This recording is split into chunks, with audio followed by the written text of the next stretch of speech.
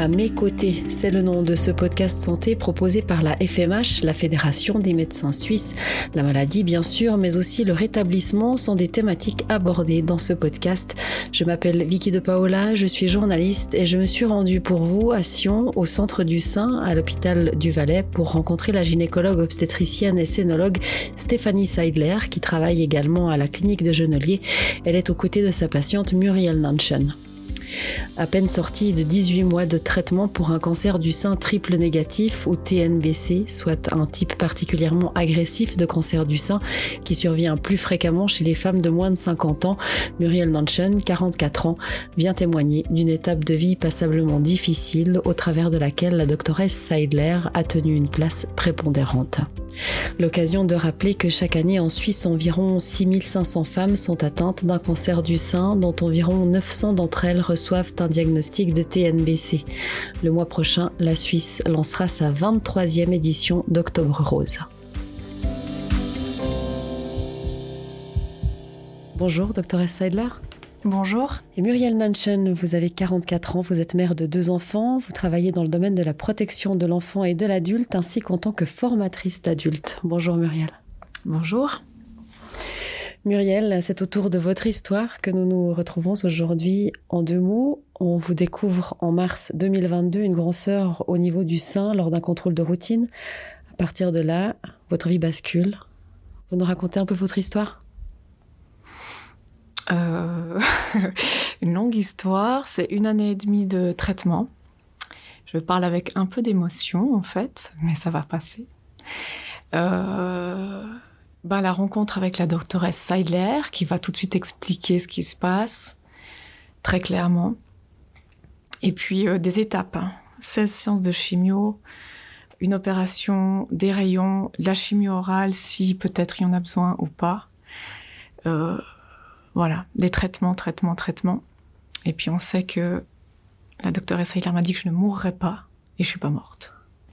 Et puis beaucoup d'émotions parce que là vous venez de sortir de justement cette autoroute de traitement, c'est ça ? Oui, j'ai fini le 7 juillet 2023, une date que je me rappelle. Et puis l'après-traitement est assez compliqué, tout comme pendant les traitements, contrairement à ce qu'on peut croire.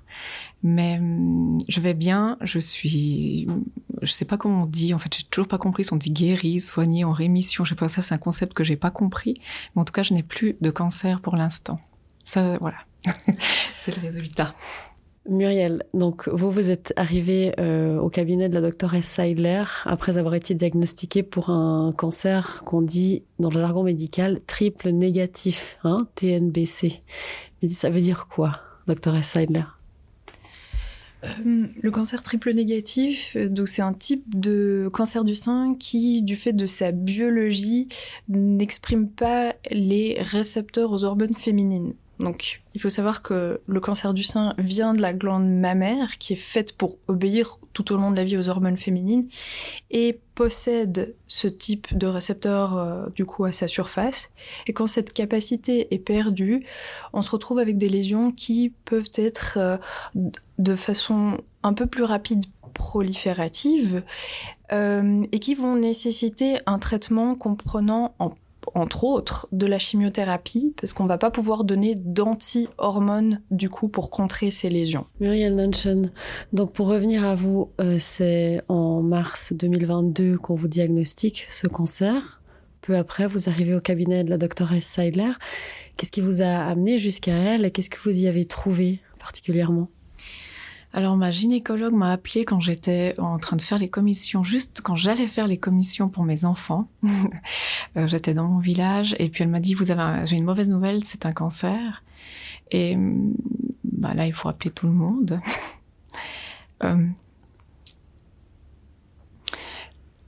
Oui, c'est un choc, on n'est pas préparé à ça. Non, ouais. Et j'ai pas encore tout avalé. Ouais. Mais elle a été hyper rapide. Et puis cette rapidité-là, ça fait partie de quelque chose qui m'a beaucoup rassurée. À midi, je savais que j'avais rendez-vous le lendemain matin à 9h30 chez la doctoresse Seidler. Puis on est totalement perdus.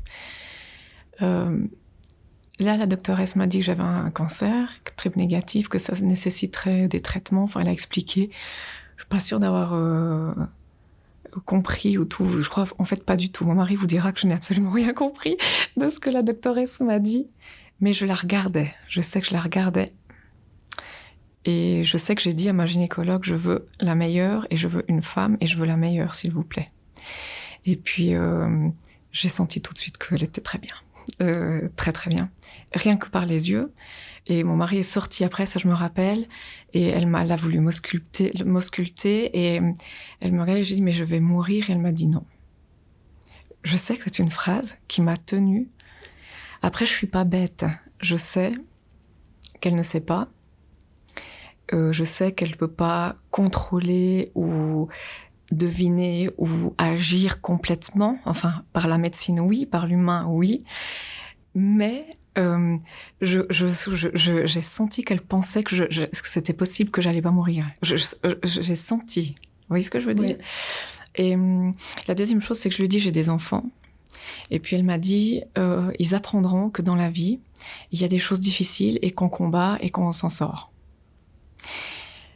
Et c'est comme un lien que je dis toujours, j'ai eu affaire à d'autres médecins qui n'ont pas su me parler.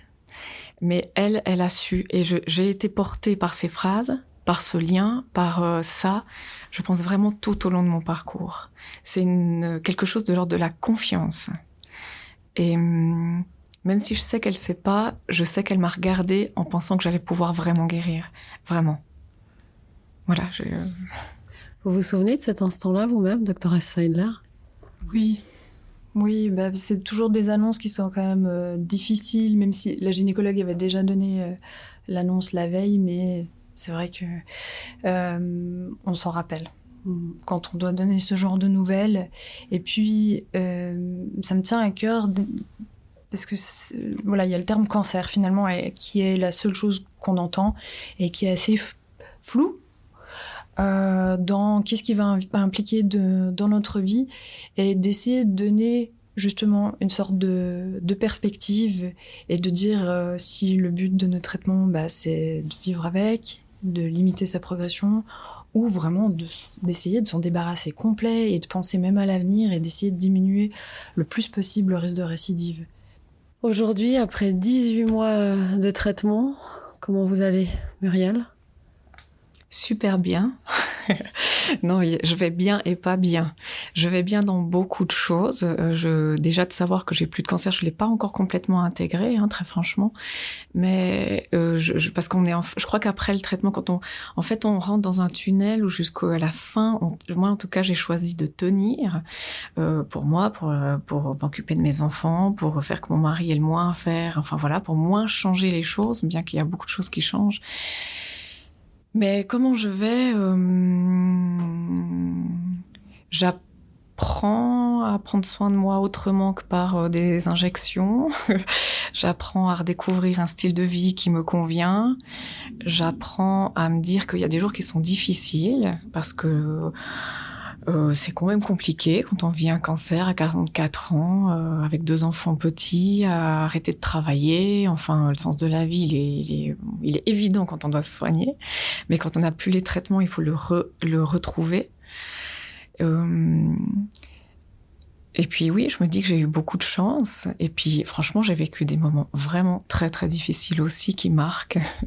Mais je crois que je suis quelqu'un qui a besoin de voir les deux. C'est-à-dire autant j'ai appris et j'ai vécu des beaux moments, j'ai vu des magnifiques rencontres, j'ai été soutenue, j'ai été entourée. Puis autant j'ai vécu beaucoup de solitude, beaucoup de moments très difficiles. Et je trouve que c'est à digérer tout ça. Voilà. Oui, c'est encore un peu tôt, un peu frais. Doctoresse Seidler, tout ce dont témoigne Muriel, ces moments en étant bien entourée et d'autres moments de grande solitude, c'est quelque chose que vous vivez avec elle si elle en a le besoin, ou c'est aussi des thèmes qui sont abordés dans ce processus de traitement dans lequel vous l'accompagnez? Donc ce sont des termes, l'après-cancer en fait, qui sont de plus en plus abordés. Il y a encore beaucoup de travail à faire, d'accompagnement, mais c'est vrai qu'on se rend compte que durant le traitement, il y a des rendez-vous médicaux extrêmement rapprochés, avec des traitements, des contrôles, etc. Et puis, d'un coup, le traitement est fini. Et on est très content pour nos patients, et qu'ils le sont aussi, d'arrêter d'être chicanés par tout ce que l'on leur impose. Mais après, on sait que des fois, c'est un petit peu difficile du coup de devoir retourner justement dans la vie. On a eu peur pour sa vie, qu'elle a pu être mise en suspens, et qu'il va falloir commencer à se réadapter en fait, à rentrer dans un quotidien où la peur devrait un petit peu s'éloigner tranquillement, et qu'elle se fait pas à la même vitesse pour chaque personne. Et puis ça, c'est tout un processus qu'on aimerait pouvoir mieux accompagner. Est-ce que vous avez l'impression que cette suite maintenant de vie qui s'ouvre à vous, qui continue, est-ce que c'est une continuation ou c'est un réapprentissage, Muriel ? Je crois que c'est comme la vie de tout le monde, c'est au jour le jour. Enfin, moi, j'avais vraiment cette sensation-là. C'est intéressant parce que la doctoresse Saillière parle de la peur de la récidive. Puis en fait, moi, je l'ai embêtée pendant 1 année et 6 mois et 4 mois de lui dire j'ai pas envie de récidiver, j'ai peur de récidiver. Parce que le trip négatif, c'est aussi, ça c'est quelque chose, dès qu'on entend le trip négatif, après, il y a que des phrases que moi, en tout cas, j'ai retenues. Il y a, même si on m'explique une boule, ben moi, quand j'étais dans mes trucs, je vais entendre qu'un point ou qu'un morceau de cette boule. Parce que peut-être c'est trop, je sais pas. Mais en tout cas, moi, j'ai été très sélective. Je suis pourtant normalement quelqu'un qui regarde plutôt large que voilà, mais je crois vraiment que au jour le jour, c'est la seule chose que je me dis que j'ai vraiment imprégnée, et je n'ai pas peur de la récidive, mais je sais que ça peut m'arriver. Et puis bon, les enfants, pour ça c'est super, hein, parce que on fait la manger, on fait ci, on fait ça, on s'active, puis en même temps c'est pas bien, parce qu'on oublie des moments, on est tellement dans l'action qu'on oublie de s'arrêter pour se dire oh mais j'en suis où ? Ah tiens. Puis aujourd'hui je vois par exemple que j'ai de l'émotion que j'ai pas du tout à la maison, parce que tout à coup je me dis ah il y a quand même des choses encore qui viennent, ah il y a des choses que j'ai pas. Mais et puis ouais, pour ça, pour les enfants c'est génial d'un côté, et c'est peut-être moins bien d'un autre en fait, parce qu'on est tellement dans l'action, voilà, que le cancer ramène beaucoup à de l'introspection nécessaire, je pense, pour passer tout ça. Moi j'ai fait beaucoup de méditation, je me relance dans la méditation plus sérieusement parce que je vois que j'en ai besoin, mais enfin voilà, non, je sais pas si c'est une continuité. Il y a des choses que je remarquais déjà, en tout cas avant le cancer, j'avais arrêté de travailler autant, j'avais déjà des choses dans ma vie qui changeaient, qui vont continuer, ça s'appuie plutôt, en tout cas moi je sens ça. Par contre, je tiens à dire que aussi dans la continuité ou autre, c'est que je suis toujours étonnée des gens qui vivent un cancer et qui sont totalement épanouis après le cancer, quoi. On entend beaucoup, enfin moi on m'a offert des livres de femmes qui ont eu le cancer puis qui trouvaient tellement super quand elles se sont rasées les cheveux, quand elles ont perdu les cheveux, c'est un moment extraordinaire avec leur mari, leurs enfants, ou qu'après le cancer, quand elles voient une marguerite qui s'ouvre, elles sont épanouies, enfin. Mais moi j'ai besoin de dire, et je crois que c'est pour ça que j'ai accepté de témoigner, déjà parce que c'est la doctoresse qui m'a demandé, puis je lui dirais oui à tout ce qu'elle me demande, parce qu'elle a été super avec moi. Mais la deuxième chose, c'est que je crois qu'il faut qu'on arrête, enfin moi j'ai besoin de dire que je crois que c'est pas aussi simple, la vie, ni d'avant cancer, ni pendant, ni après. Parce que c'est quand même la merde, le cancer, c'est difficile, c'est des prises de conscience de la mort, de la vie, c'est dire à ces gamins de 6 ans, je sais pas si je vais vivre ou mourir, alors j'ai jamais dit ça comme ça, mais tout de même, il y a des choses dures qui se passent. Et puis cette espèce de fantasme de l'après, ou de « ah, j'ai eu un cancer, je suis épanouie », ben moi, je crois pas que je le vis comme ça, puis s'il y en a d'autres qui le vivent pas comme ça, je crois pas que ce soit grave ou qu'on ait un problème. Mais ce que je sais, c'est que le parcours du cancer, il va dépendre de certains facteurs pour aller mieux ou vivre mieux ou pas. Et puis pour moi, en tout cas, le Centre du Sein, la doctoresse Seidler, et puis c'est son équipe, je tiens à dire aussi, elle est entourée de gens où je trouve qu'ils sont hyper d'accord entre eux, et il y a quelque chose de l'ordre il y a les mêmes messages, il y a les mêmes manières un peu de faire et d'être ou de dire les choses, et ça c'était essentiel pour moi. Mais je n'ai pas été accompagnée tout le temps avec autant de considération pour ce que je vivais. Et très sincèrement, heureusement que j'ai eu ici la doctoresse Seidler, Et ces infirmières, parce que j'ai vécu des phrases d'autres médecins qui m'ont complètement décontenancée psychiquement, vraiment. Et je pense que si la doctoresse Seiler n'avait pas été là, je pense en tout cas à 2 moments, je suis pas sûre que je serais dans cet état aujourd'hui. Voilà. Et si j'ai accepté aussi de faire cette interview, c'est parce que je tiens à dire que la relation d'un médecin et du patient, la manière dont on se sent respecté, entendu, je suis sûre qu'elle parle pas à moi comme elle parle à quelqu'un d'autre, mais qu'elle sa capacité de s'adapter à nous, à nos besoins, à chacune pour des besoins différents. Moi, je suis sûre que ça fait partie d'une des réussites aussi de cette année où j'ai tenu le coup, vraiment émotionnellement et psychiquement. Et puis de pouvoir dire, ouh là là, elle m'a dit l'autre médecin aussi, ou telle personne, pas seulement, mais il me dit ci ou ça. Attendez, là c'est tchac, tchac, tchac. Et puis je trouve aussi que elle a toujours eu un discours vrai, réel. C'est-à-dire que c'est pas une médecin qui va essayer d'entourlouper. Moi, ou de mettre la barbe à papa autour d'un caca. Vous voyez ce que je veux dire? Donc, c'est quelqu'un qui va vous dire ce qui va pas. Mais après, on tient compte de l'humain. Voilà. Et ça, moi, ça m'a sauvée psychiquement. Alors normalement, je crois savoir que à ce stade du traitement, les consultations s'arrêtent, mais il me semble que vous souhaiteriez continuer quand même à rencontrer la doctoresse Seidler, à venir en consultation chez elle. Est-ce que c'est quelque chose d'envisageable, de possible? Est-ce que je me trompe, Muriel? Non, c'est vrai que normalement, comme j'ai compris, ça ne se passe plus. Mais moi, c'est elle qui m'a annoncé, j'ai envie de dire, le cancer. C'est elle qui m'a dit ce qui allait se passer. C'est elle qui me dit, vous allez à droite, vous allez à gauche, vous montez de 2 étages, vous descendez de 4, ça c'est normal, ça c'est pas normal, ça allez-y, ça attention. Ah oui, ça je comprends. Moi, c'est elle ma référence.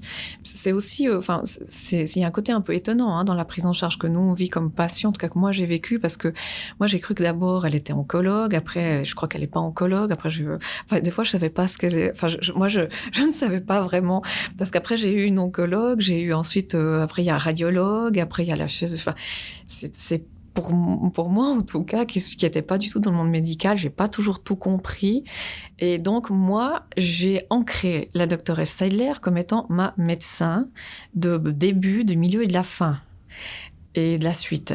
Donc, effectivement, j'ai demandé, donc je suis toujours suivie, je vais être suivie par une oncologue, je sais que je vais avoir des contrôles, mais j'ai demandé à être suivie, en tout cas pour l'instant. Après, peut-être que j'arriverai à me détacher, mais ce que je suis convaincue aussi, c'est qu'on vit des étapes. C'est-à-dire que moi, j'ai fonctionné par d'abord 16 chimio, fin.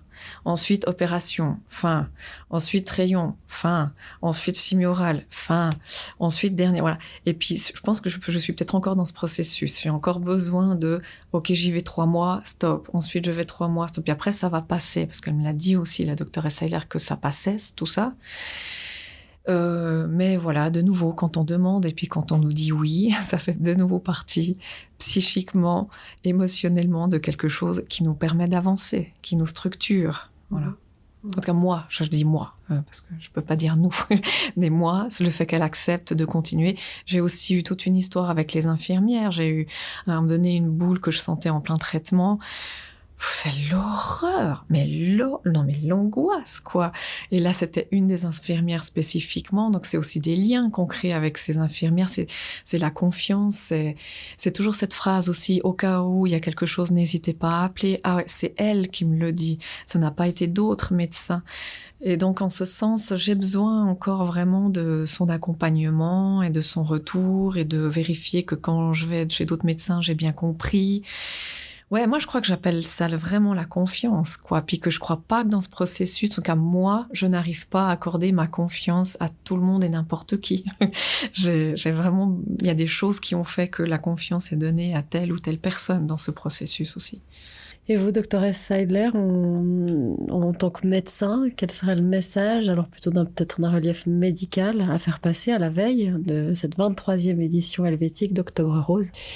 Le dépistage commence à l'âge de 50 ans, organisé par le canton, mais les dames en dessous de 50 ans peuvent représenter jusqu'à 15% de l'ensemble des cas de cancer du sein. Ça peut arriver à n'importe qui, même à certains messieurs. c'est beaucoup plus rare. Mais du coup, voilà, s'il y a le moindre anomalie au niveau du sein, de pas hésiter, de consulter, de faire le nécessaire, même si on n'a pas d'histoire dans la famille, et qu'il faut consulter pour savoir ce dont il s'agit. La plupart du temps, c'est heureusement bénin. Et puis si c'est pas le cas, on fera le nécessaire. Bon, doctoresse Seidler, je connais votre agenda très chargé. Je vous remercie donc tout spécialement d'avoir été à mes côtés aujourd'hui. Merci. Merci à vous. Muriel, quant à vous, vous allez reprendre gentiment le rythme de votre vie. Je vous souhaite le meilleur pour chaque jour, dès aujourd'hui. Merci Muriel. Merci à vous.